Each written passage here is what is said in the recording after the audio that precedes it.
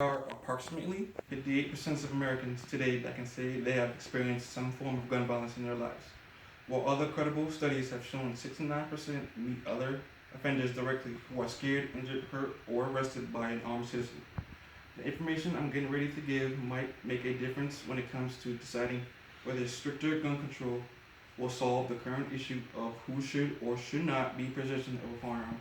Even though I have no personal connection with the topic of gun control, I, like everyone else, is a concerned citizen that wants to bring facts to the table using first-hand and second-hand accounts as a basis for my research.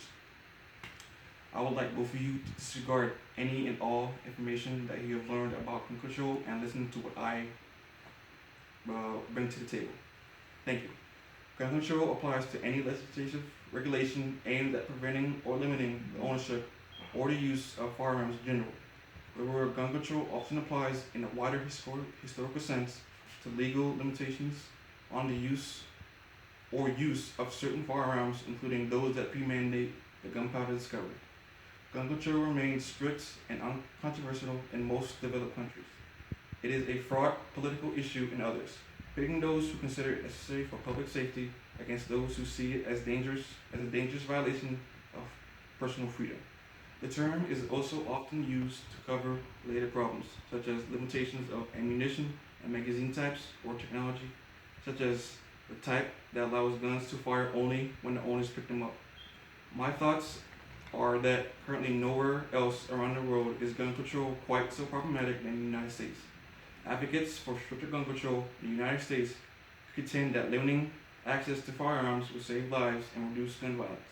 Oppositions state that their Second Amendment is in jeopardy and that any changes will do the exact reverse by discouraging rule-abiding citizens from protecting themselves against armed criminals.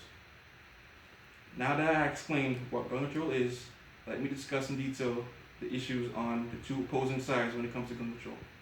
Due to the sudden rise of shootings and mass shootings in the United States of America, there has been a significant rise in support for stricter gun control regulations. The general idea behind the need for stricter gun control regulations is that it will reduce the risk of shooting and reduce crime rates altogether. In fact, it's an estimate that there are 100 Americans killed each day with the use of firearms, and not only that, approximately 16,459 deaths were recorded in the U.S. in 2016, of which 11,961, or 73%, were committed with firearms. But what's truly alarming is how easy it is for a person to obtain a firearm, whether legal or illegally. An example of this is the gun laws in Alaska. Alaska, compared to other states in the United States, has some of the weakest gun control laws in the country. And I am presuming that because of weak gun control laws, Alaska has the highest rate of gun-related crimes amongst the states, with roughly 25 people killed with guns for every 100,000 citizens. But the exact opposite of Alaska when it comes to gun laws is Hawaii. Hawaii by far has the strongest and strictest gun control laws in the United States. Because of stricter gun control laws, just 2 people killed by firearms every 100,000 residents, less than 1/10 of the Alaskan population.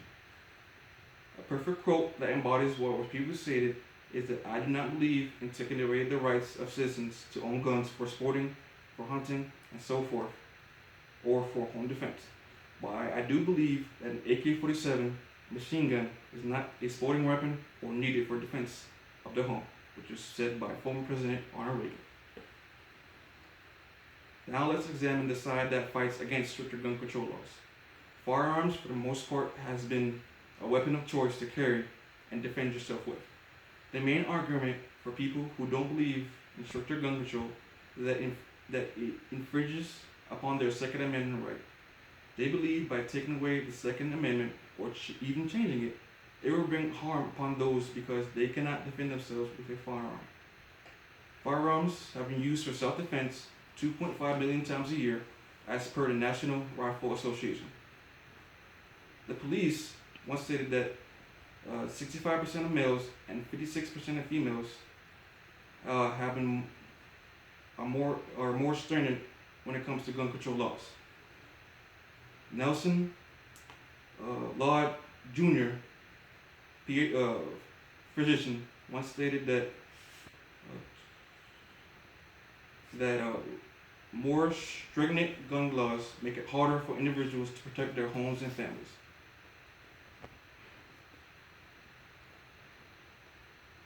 And even if you make firearms harder to get, it wouldn't change anything because between 1982 and 2012,